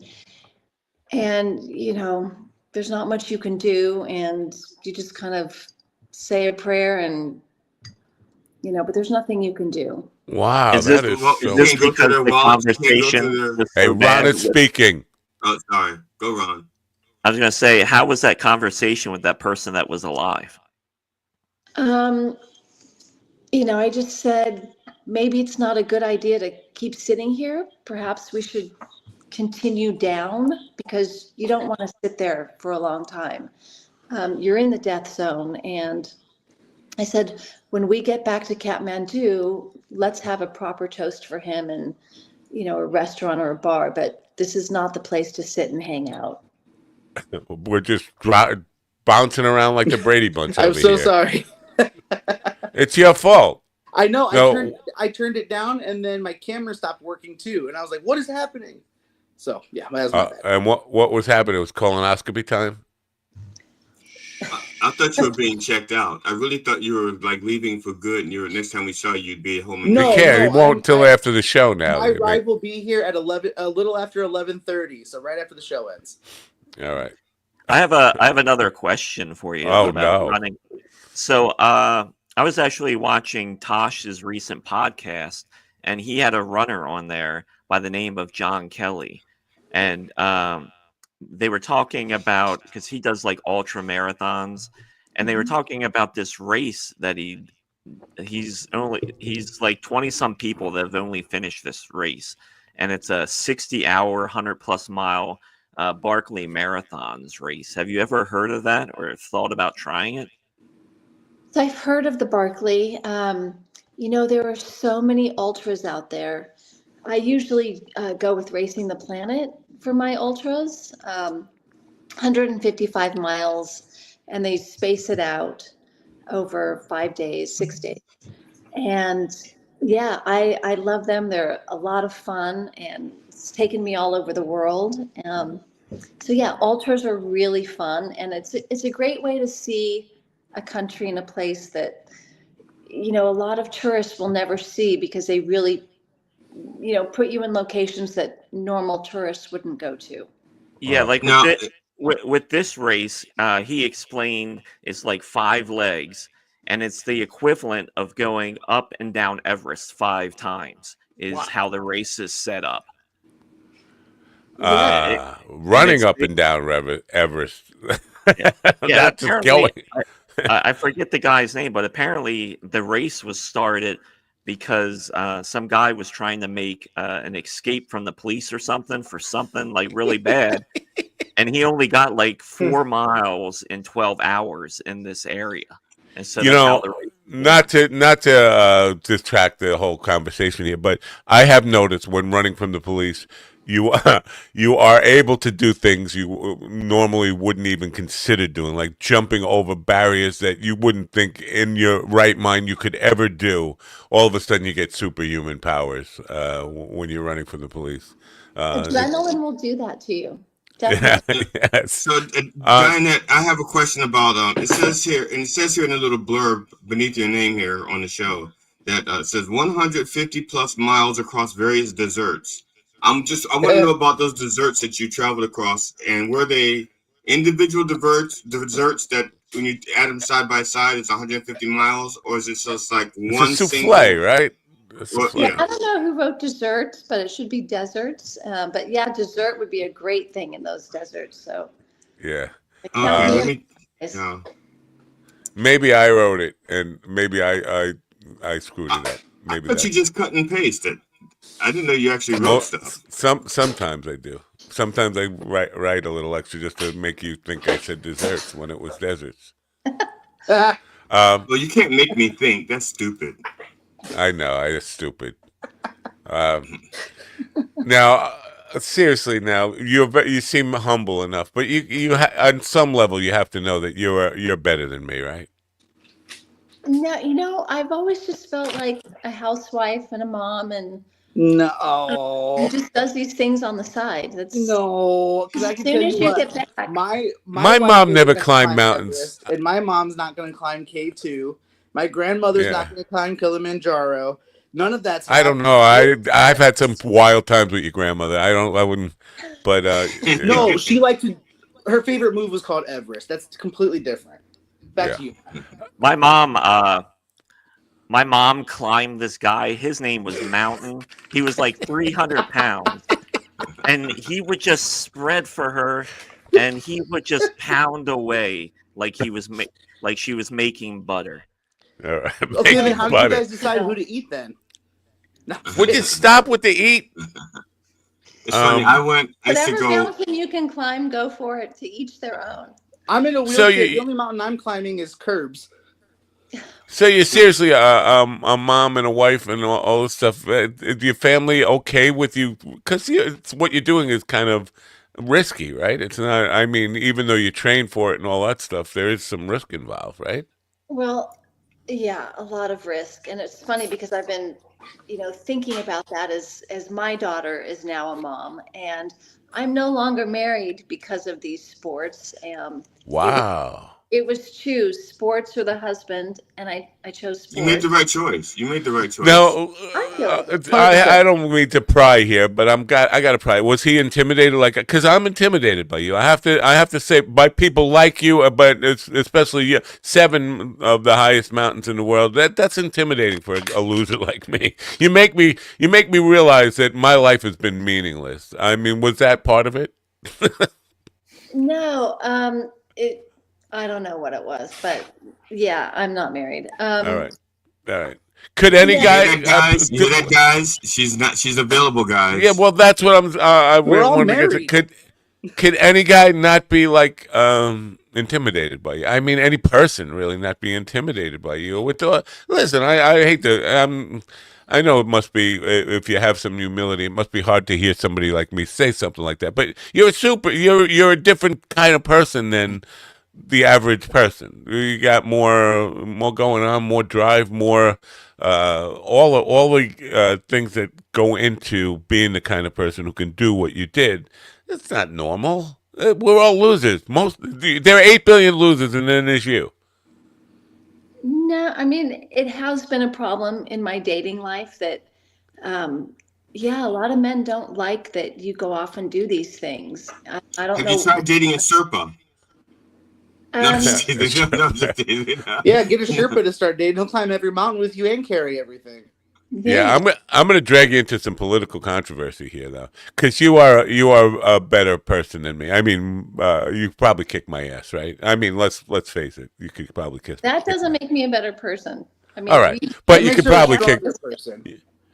Yeah, but you could kick my ass, and this is where I want to go. So, do you think that you can, if you set your mind to it, you could best a man at and pretty much anything, right? I mean, there's no. No, I mean, everyone has what they're good at, and as long as your partner allows you to be your best version of yourself and pushes you to be your best version. I mean, if I dated a man who likes to golf, I mean, I'd push him out the door. Go do your golf, enjoy it. I'll have lunch or dinner ready for you when you get home. Wow. I even support. My hobbies would include like knitting, crochet. I know. What a weird way to say you're gay. With my first wife, I used to tell her that, I cannot make you happy, but what I can do is not get in the way of your happiness. Exactly. Perfect. But that wasn't a good enough answer for her. She says, no, you don't make me happy. I said, but I can't make you happy. I can just not get in the way of your happiness. And that was it. That was the end of the argument. But I really want to ask you though is when you climb the mountains, is there such a thing as like mountain climbing insurance? Because accidents happen, when you or you if you're part of a tour or group, is that insurance available, or is just like a venture that you take on your own and you self-finance and stuff, self-tour? So I've always climbed with Alpine Ascents, and that insurance that you speak of, the individual buys it and it covers the individual. I do not leave home without Global Rescue Insurance. And I did have to use them once in an adventure race in Fiji. They performed miracles. And so, I would never leave home without it. Let's come back to the book for a second. Wait. Go ahead. Ask your dopey question, and then I'll ask about the book. Well, okay. My wife and I have a policy that, because of my wife and I don't travel together for different reasons. Well, we can't for. She doesn't like you, right? But she travels like she does her excursions. I go on mine. But we have a policy not to go on places that we cannot afford the ransom if we have to get the other person back. You can get insurance for that. You can get ransom insurance. What you can get is insurance that a security policy through Global Rescue that they'll come get you. Wow. I don't want to ask how you found out about that, but that's it. But she just said it worked. She just did a nice little promo for it. You got to get them a sponsor because we have a live testimonial here, Matt. You got to get them as a sponsor on the show now. We have a testimonial. Global Rescue out of Boston. It's the only company I will use. I tried another company at one point. It was a complete rip-off scam. But Global Rescue's the real deal. Have you offered yourself as a service to be like a spokesperson for them and maybe cash out on it? Count me in. Wow. What I loved about that, GD is like, oh, you should have them as a sponsor, and the entire time all you hear is Steven. Yeah. So basically, you're saying we should get rid of Steven? Is that what you're saying? Yeah. Listen here, you son bitch. Hey, now, I thought I hit it, first of all, or I wouldn't have made all that racket. So, my bad. But two... Yeah, you're bad. Everything about this show this morning has been your bad. I'll take the L on now, this writing one. Okay. You're going to interrupt me, too, on top of all that? Writing the book, was it meant Stephen. That's wrong. Don't interrupt. That's right. Writing the book, was it meant to be a memoir, or is it meant to be like an inspirational, how to be like me, how to not be a loser like Matt and be a hero like me type of manual? No, the book, I mostly wrote it because I wanted people to see that no matter what bad thing happens to you, whether it's a gnarly divorce or the death of a child, whatever it is, that you can survive it and you will get through it. And it really is just one step at a time, no matter what it is. And to not give up, never give in. Wow. And I would love people to walk away, after reading this book thinking, yeah, I've got this. I can do anything. And see, now that's totally counter to my philosophy. My philosophy is give up. Just give up. Go back to bed. Tomorrow will be a better day, maybe. No guarantee, but it couldn't be any worse. That's my outlook on life. I guess maybe I'm a defeatist. Which country has the best coffee? Because I'm assuming you're drinking coffee when I see the cup in your hand there. You gotta be. I went with a certain guide at one point just because I knew he was as big as a coffee addict as I am. So, yeah, it's nice. I function on coffee and daylight. So, Yeah, cheers to coffee. Yeah, that's good. Well, that's coffee with the dog promo right there, right? Best coffee. Which mountain? Which mountain had the best coffee? I would think Kilimanjaro, right? Yeah, Keely had pretty good coffee, I have to say. I mean, the Africans have the coffee down pat. Some countries, bad. So I just bring my little Starbucks, individual packets and go from there. Yeah, because like if you go to the Matterhorn, you're probably just going to get hot chocolate. They don't even know anything about coffee. I'm not going to mention the countries with the worst coffee because it can be pretty bad. Any of these mountains, there's nothing in the U.S., right? Mountains that are, No, we've got Denali in Alaska. Yeah, Denali and. Well, didn't you also have Mount St. Helens? I haven't done St. Helens, but America has so many great mountains. I mean, in California, we have Whitney, which is the highest peak in the continental 48. And I just climbed it a month or two ago for my 14th time.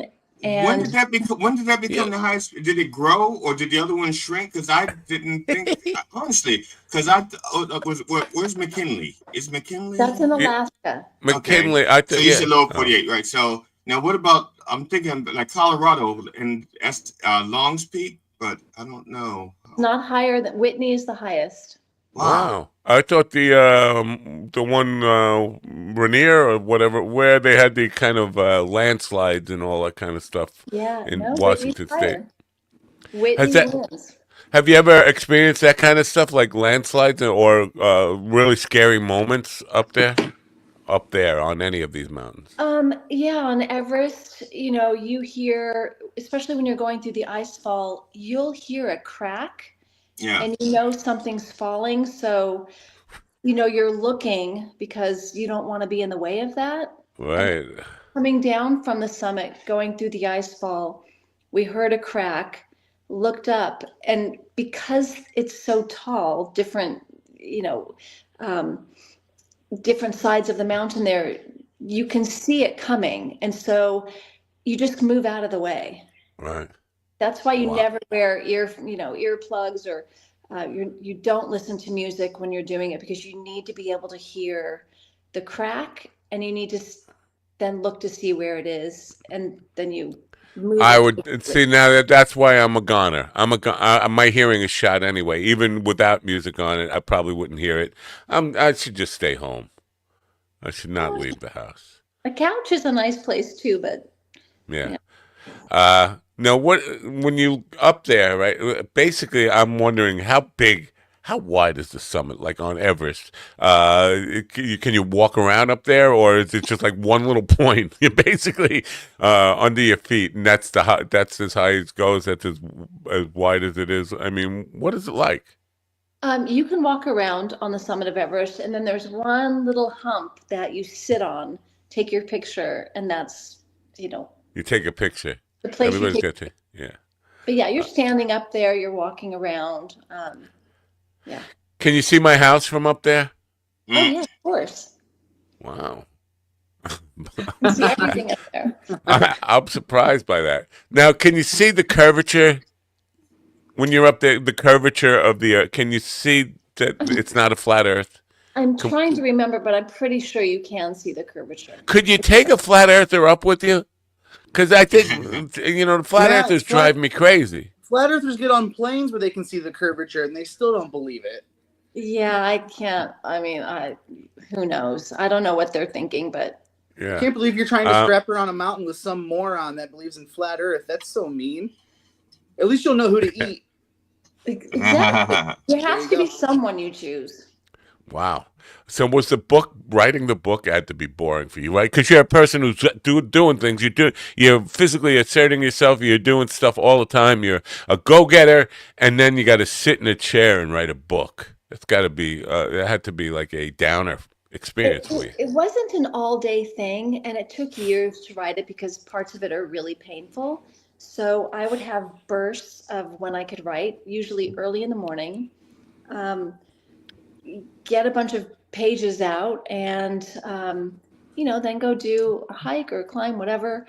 But yeah, it wasn't every day that I was writing, just because that's a lot of sitting for me. But during COVID is when I just buckled down and I sat down, and every morning I would try to write something, and it does come in bursts and waves. Now, when you were doing the climbs, did you have a journal with you so you could take extraneous notes? I think that's what it's called, right? Contemporary notes, or real time notes, and so when you what's the word? Not even with like anticipating writing the book, but just for your own memories even. And how much of that did you use when you wrote the book? So I did keep a diary on most of the mountains. Contemporaneous. Extemporaneous, right? Is that what is it? You're asking the wrong person. I don't know. That's extemporaneous. It's got aneous in it. You know, a lot of it I remember. You remember the extreme moments of, because when something extreme is happening, especially if it's a dangerous situation or really funny, you remember those things. You remember where you were, what was said, who was with you. And, you know, there's a lot of those moments in the book when shit is hitting the fan. You actually really remember those moments because they happen for me in slow time, like the avalanche on Everest coming towards us. I mean, it just, time slows down and you remember it. Wow. But what about the moments that aren't so dramatic, but they're just beautiful in their own way? Just like maybe just, I mean, you may just in passing, you walk by and the sun hits a glacier just right, and you look over and the glacier looks like your grandfather. It's like grandpa came to visit, and you keep on walking. You know, just little simple things that aren't so dramatic. Obviously, he's not a real man. No, but you remember those things. My team in Eco Challenge Fiji, it's, you know, it was some morning and sunrise, and we were at the top of this hill in Fiji, and we all just stopped and gazed at the most spectacular sunrise I've ever seen. And I'll never forget my team, these, you know, 3 strong, buffed men sitting there, you know, we're all standing there admiring this sunrise. And that I'll remember for the rest of my life. Are you sure they were men? What I'm saying is, like, for example, there's this one scene, one of the things I think is the most beautiful things I've seen in nature. There was a tree full of vultures. And as the sun came up, they all opened their wings to dry the inside. And so it was like one of the most beautiful things I'd seen in nature, because first of all, I knew that vultures did this, but I'd never seen it before. And it was just a tree full of vultures. They all just, and at the same time, the sun comes up and all in unison lift their wings. And I remember I was in Virginia. I can't remember what part of Virginia. I just remember the tree and the vultures in Virginia. That's it. That's it. I can't remember anything else. So if I'd written it down, I could say, okay, I was at this latitude, this longitude, or something like that. So there's some things that are beautiful in the moment, but you're not exactly sure. Or maybe, I guess your brain could also work differently than mine. But there are things I remember, but I can't remember the place. Like Shawshank Boar and Johnny Carson. I specifically remember. See, I just had a flashback. I don't know if you're familiar with the movie Jerry and Tom. It's about 2 hitmen, but one of the hitmen is describing a point where a deer came up and was looking at him, and he said, "Oh, that's a nice story. Did you shoot him?" That's what I want to ask about with the vultures. Did you shoot them? No, but it was beautiful. It's something I'd never seen before, and I've never seen it. But you didn't shoot them, so you said vultures were beautiful. Yeah, and I've never seen it like that again. Like in my yard, we have like 10 vultures where I can see it. You know, and they'll do that, and I'm like, yeah, but I saw like a tree full before. Where's the rest of your friends? You know, so. All right, let's get off of this nonsense. I want to ask about what's really important. It's not nonsense. It's nature, and it's beautiful. Try it. Right. Do you get sponsorships when you climb? I mean, is there a commercial? Is there any monetization going on with this? Like Global Rescue. Global Rescue should sponsor you. They should. Well, have you thought about maybe like taking a GoPro or something, and then like documenting your way up the mountain, and then pitching Yeah. like a YouTube series. I tell you what, I watch a lot of these guys that do survival camping. They do hunting and fishing and all that stuff, and they get millions of views per video. From people who sit on their sofa because they don't want to go do it themselves. The one guy in particular that comes to mind was a public defender and a real estate lawyer both, and he quit that job because he was making so much money from YouTube just recording himself camping. Right. Yeah. I'm not good with technology, and I guess if I could learn how to use a GoPro, I could start doing that. You have a but you have a grandchild. Don't they already know how to do it? You have the technology right there. Wait, you have a grandchild? I heard mother. I didn't hear grandmother. You have grandchildren? What? I have one, and she's a newborn. Wow. Oh, I was gonna say, give her 2 months. Give her 2 months. She will show you how to use a GoPro. Give her 2 months, maybe Most 3. likely. Wow. Yeah, they come right out. I was thinking about sponsoring you. I mean, if you have another climb like coming up or something, one planned, we throw a logo on you and sponsor you on there, and maybe have Steven roll up behind you and take some pictures with his GoPro. I'm in. I've got a list of mountains I want to climb. So Really? I would think after the top 7, like, is there any more challenging than you've already hit the highest challenges possible, right? Well, the highest peak on each continent, I would say, of all of those, 3 were difficult that come to mind quickly. Kilimanjaro is pretty easy. Elbrus is pretty easy. Aconcagua was pretty easy. But if you're talking about the 8,000 meter peaks, then you're talking about, extra danger, long climbs. The 8,000 meter peaks are really, for me, the really hard ones. And I've sort of been banned. There are a couple of them that I would love to do. But otherwise, my daughters have kind of banned me from the big ones. Wow. It's too risky. They've lost their brother doing extreme sports. So, wow, I'm sorry to hear that. The thought of, putting my daughters through that is just not something I could do. But yeah, Choyo, I would love to climb that. See, most people would just assume I'd be dead anyway. What? I'm talking over you. What'd you say? I said, what about Mount Ararat? And then she could actually find the Ark. The Ark that Noah misplaced. Because he can't remember where he parked it. He's like, are we even sure where we know where the mountain is, right? Ararat, we know that's in Turkey, right? Turkey. Southern Turkey. Yeah. Correct. Let's go find it. I'm game. I would love to go there because I would love to either debunk or find, because please take him. Please take him. Yeah, that would be and then we can save some money on the sponsorship. Just bring his dead body back, and because he'd probably be just as productive. Dead bodies are heavy.